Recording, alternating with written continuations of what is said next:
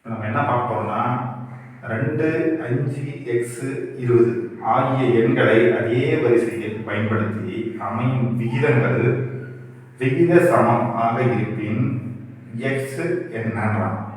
இது ஒன்றும் இல்லை, அதே வரிசையில் பயன்படுத்தி அப்படின்னும் போது 2, 5, x, 20 இதை 2:5 இஸ் ஈக்குவல் டு x 20 அவங்க சொல்றது தான். ஆகிய எண்களை அதே வரிசையில் பயன்படுத்தி அமையும் விகிதங்கள் விகித சமமாக இருப்பின் x என்ன வரும்.